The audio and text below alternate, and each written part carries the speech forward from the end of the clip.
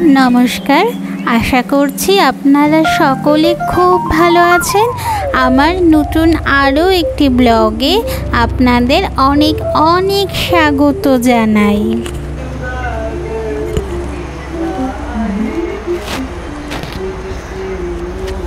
Susmita nest পরিবারে আপনাদেরকে অনেক অনেক স্বাগত জানাই।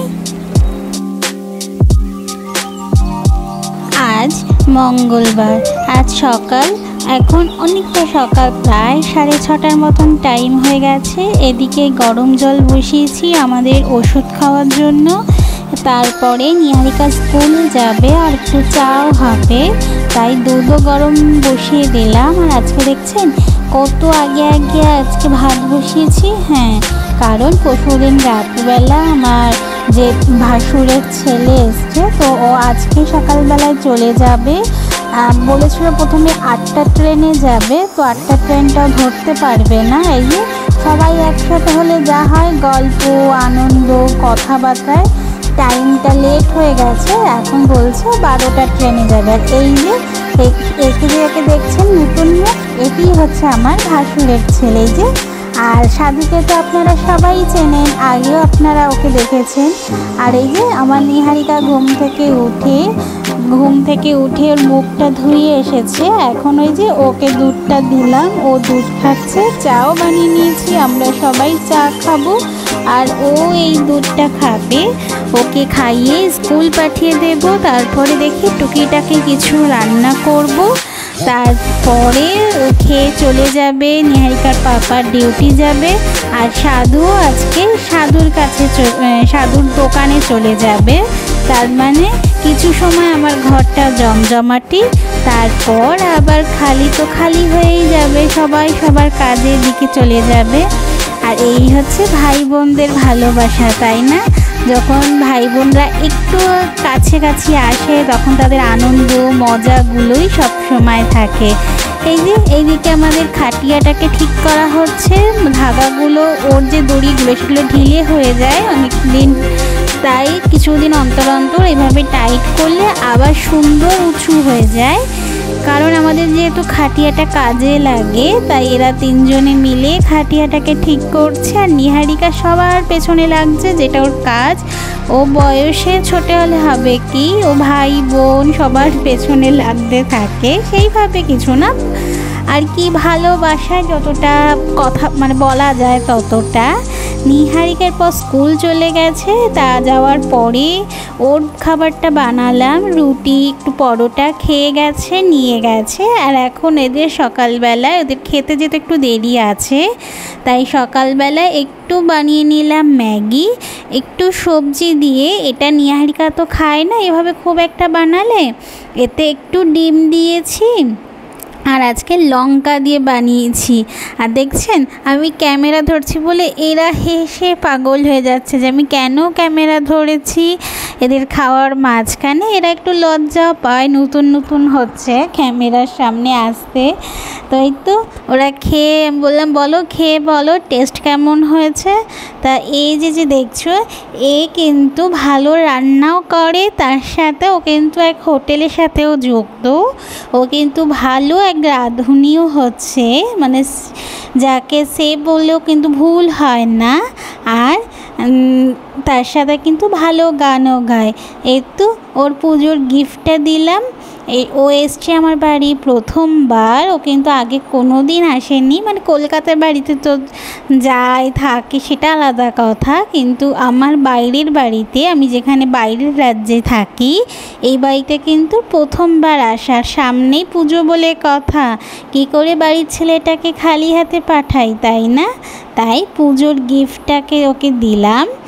বাড়ির ছেলে বাড়িতে এসছে আরও পুজোর সময় বলে কথা, তাই না?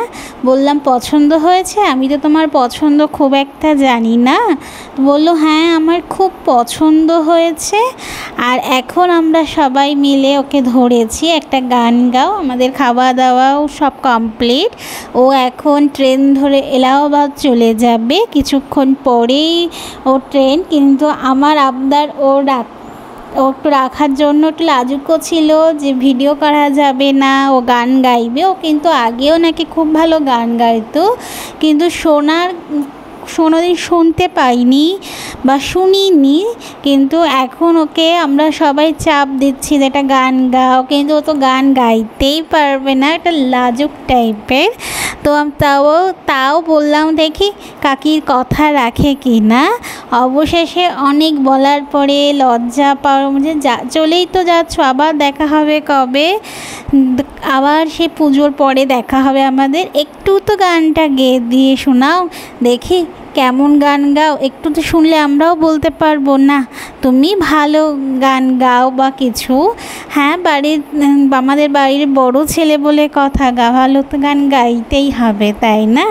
তবু আমরা অনেক জবরদস্তি করলাম, করার পরে ছেলে অবশেষে রাজি হলো, বলল ঠিক আছে আমি গান শোনাচ্ছি। কিন্তু দেখবেন গান শুনিয়েছিল কিন্তু ক্যামেরার দিকে তাকিয়ে না, আর ওর মনের মধ্যে যেটা এসেছিল কিন্তু সেটাই গেয়েছিল। চলুন আপনাদের একবার শোনাই ওর গান।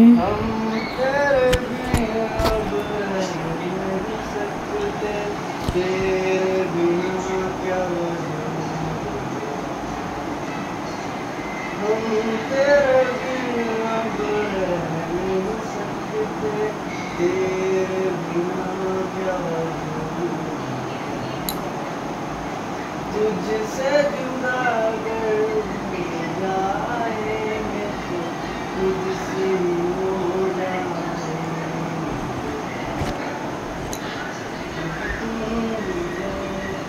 अब तुम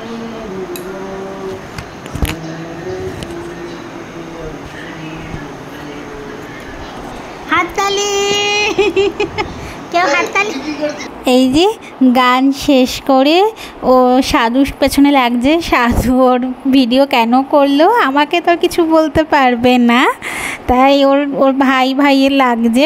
ভাইয়ে বলছে মোবাইল দাও ডিলিট করব। কিন্তু বলুন গানটা তো ভালো গেয়েছে, আমার কমেন্ট বক্সে কিন্তু লিখতে ভুলবেন না গান কেমন হয়েছে। গানটা তো গাইবেই না, বলছে আমার গলা বসে আছে। চলুন এখন ওকে বিদায় দেই, আর দেখা হবে আমাদের হয়তো কালী পুজোর সময় দেখা হবে। দুইজন ওকে স্টেশনে ছেড়ে দেবে সাধু, তারপরে ওর জায়গায় চলে যাবে। চলুন এই তো ছেলে আজকে চলে যাচ্ছে, সাধুও চলে যাচ্ছে। আজকে পুরো বাড়িটা ফাঁকা। নিহারিকা স্কুল থেকে এসে একটু কান্নাকাটি হয়তো করবে, মন খারাপ করবে যে সবাই চলে গেছে। তো চলে তো কি বলবো, আর ওর মন খারাপ শুনেই মন খারাপটা দেখতে হবে, কিছু বলে বোঝাতে হবে। সময় পার হয়ে গেলে সবাই সবার কাজে ব্যস্ত হয়ে যায়, এটাকে মানতে হবে। তাই মন খারাপ নিয়ে চলুন আজকের এখানে ভিডিওটি শেষ করছি। ভালো লাগলে অবশ্যই লাইক করে দেবেন, আর ভিডিওটি কেমন লাগলো অবশ্যই আমাকে কিন্তু জানাতে ভুলবেন না। আজ তবে আসি, দেখা হবে খুব শিগগিরই অন্য একটি ব্লগে। ততক্ষণ ভালো থাকবেন, সুস্থ থাকবেন, সাবধানে থাকবেন।